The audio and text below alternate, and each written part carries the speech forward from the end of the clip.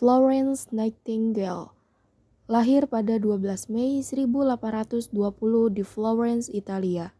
Saat kedua orang tuanya yang kaya dari Inggris sedang melakukan perjalanan panjang di Italia.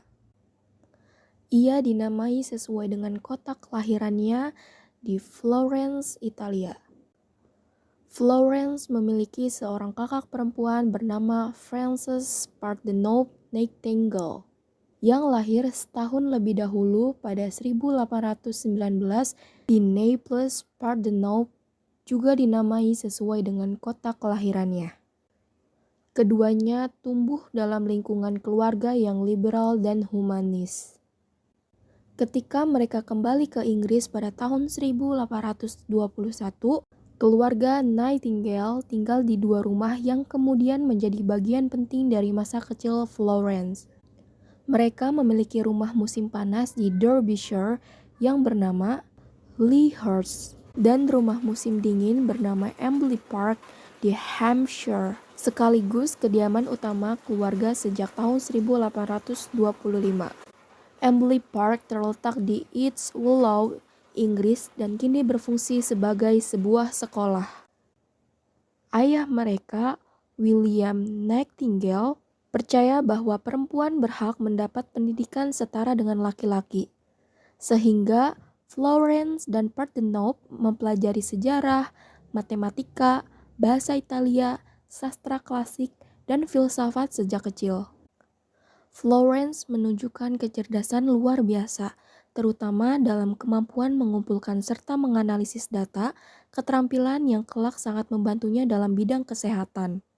1830 hingga 1839, masa remaja.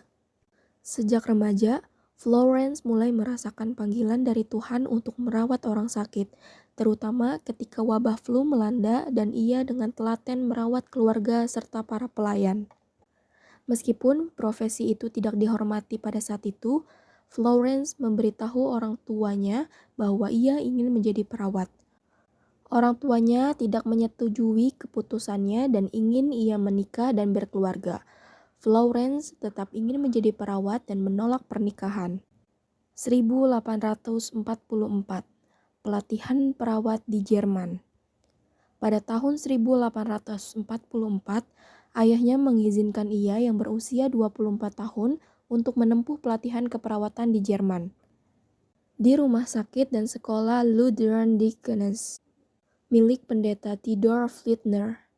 Ia pertama kali berlatih di Institution of Protestant Deaconess di Kaiserswerth, Jerman pada tahun 1850 selama 2 minggu, lalu kembali lagi pada tahun 1851 selama 3 bulan.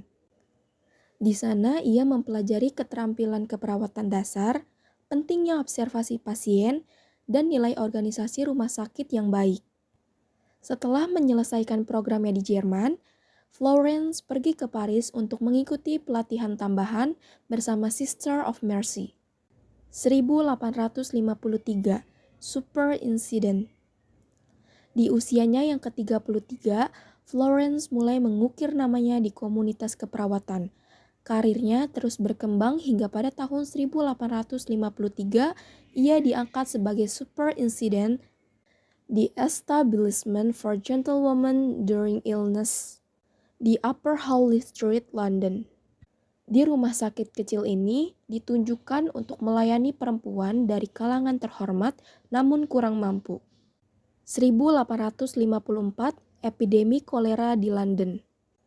Ketika epidemi kolera melanda London pada 1854, ia turun langsung menjadi relawan di rumah sakit Middlesex dan menyelamatkan banyak nyawa.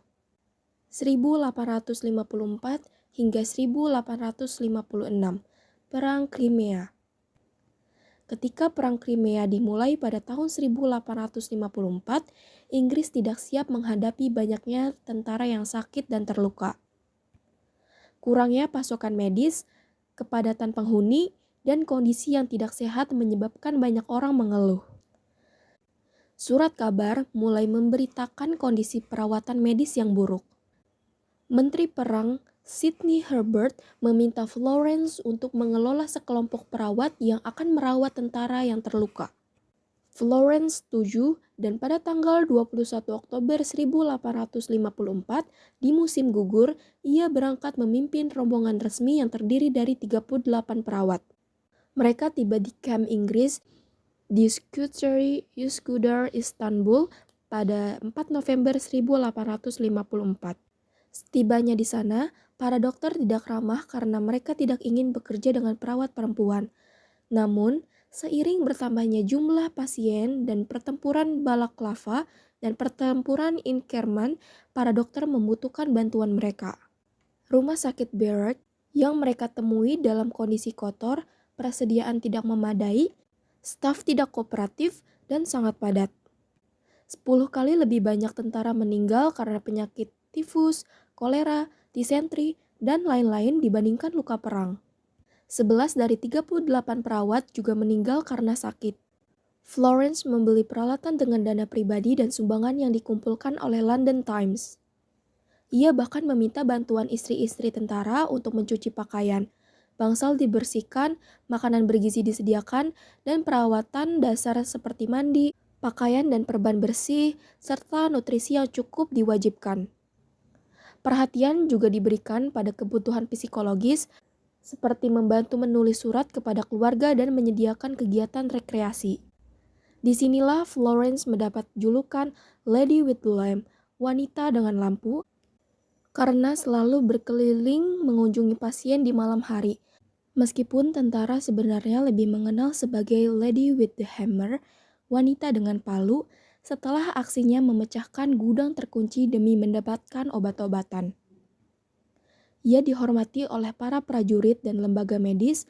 Dalam waktu 6 bulan, Florence dan timnya mengubah rumah sakit tersebut. Angka kematian turun dari 40% menjadi 2% menurut laporan resmi, meskipun penelitian modern menemukan bahwa angka kematian sebenarnya lebih tinggi daripada yang dipublikasikan karena ditutupi oleh pemerintah Inggris.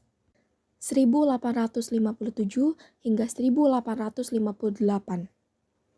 Kehidupan pribadi Florence berbeda dari kebanyakan perempuan pada zamannya. Ia menolak lamaran Sir Harry Verney yang kemudian menikah dengan kakaknya Parthenope pada 1858. Meski demikian, hubungan kakak beradik mereka tetap erat. Bahkan Parthenope mendukung penuh perjuangan Florence dalam dunia keperawatan. 1859 hingga 1860. Buku dan statistik. Pada 1859, Florence menulis buku Notes on Nursing, What Nursing is and What is Not, yang kemudian dijadikan dasar kurikulum keperawatan hingga sekarang. Bukunya memberikan saran tentang perawatan pasien yang baik dan lingkungan rumah sakit yang aman. Ia juga menjadi wanita pertama yang bergabung dalam Royal Statistical Society karena kemampuannya menggunakan data dan diagram untuk mendorong reformasi kesehatan. 1860, Sekolah Perawat Nightingale. Pada 1860, ia mendirikan sekolah perawat di St. Thomas Hospital, London, yang menjadi sekolah perawat sekuler pertama di dunia dan kini dikenal sebagai Florence Nightingale Faculty of Nursing, Midwifery, dan Palliative Care di King's College London. Ia juga berperan penting dalam menyelenggarakan pelatihan bagi bidan dan perawat di rumah sakit daerah. 1861 hingga 1883. Setelah tahun 1861, Florence banyak menulis dan bekerja di Claydon House. Pada tahun 1870-an, ia menginspirasi Henry Dunant dalam pendirian Palang Merah sekaligus mendorong lahirnya Undang-Undang Sanitasi di Inggris. Pada tahun 1880, para lulusan perawat Nightingale telah banyak yang menjadi pemimpin di rumah sakit besar. Setahun kemudian, pada 1883, ia menerima penghargaan Royal Red Cross Medal dari Ratu Victoria melalui Royal Warrant sebagai penerima pertama. Penghargaan ini diberikan kepada anggota layanan keperawatan angkatan bersenjata sebagai bentuk pengakuan atas pengabdian, tindakan keberanian, dan pelayanan yang berjasa.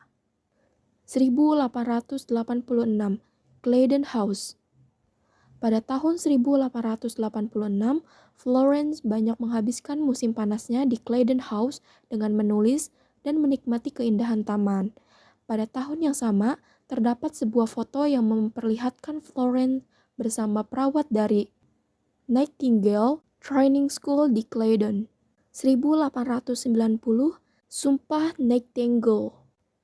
Sumpah Nightingale dinamai untuk menghormati Florence dan merupakan versi modifikasi dari Sumpah Hippocrates. Sumpah ini dikembangkan pada tahun 1893 oleh sebuah kelompok di Detroit, Michigan, yang terinspirasi oleh karya Florence sebagai pelopor keperawatan modern. Sumpah ini sering digunakan dalam upacara pinning perawat di Amerika Serikat, tetapi tidak digunakan di luar Amerika Serikat. Selama bertahun-tahun, banyak modifikasi telah dilakukan terhadap isi sumpah ini. 1904 hingga 1907, penghargaan. Pada tahun 1904, Florence Nightingale diangkat sebagai Lady of Grace of the Order of St. John, LGSTG. 3 tahun kemudian, pada 1907, ia menerima penghargaan Order of Merit, menjadikannya perempuan pertama yang memperoleh kehormatan tersebut. 1910, wafat. Florence Nightingale menghabiskan sisa hidupnya dalam kondisi kesehatan yang lemah akibat penyakit kronis. Kemungkinan brucellosis yang ia dapat saat bertugas di Crimea, yang kemungkinan besar ia dapatkan dari minum susu yang terkontaminasi. Florence mengalami pemulihan yang lambat karena tidak ada pengobatan aktif yang tersedia. Efek penyakit yang berkepanjangan berlangsung selama 25 tahun. Seringkali membuatnya berbaring di tempat tidur karena nyeri kronis yang parah. Ia wafat dengan tenang dalam tidurnya pada 13 Agustus 1910 di rumahnya di 10 South Street, Mayfair, London pada usia 90 tahun. Warisannya tetap abadi. Sesuai wasiatnya, ia menolak pemakaman kenegaraan dimakamkan di gereja St. Margaret, East Willow, Hampshire. Namanya tetap dikenang sebagai pelopor keperawatan modern dan simbol kepedulian serta keberanian dalam merawat sesama.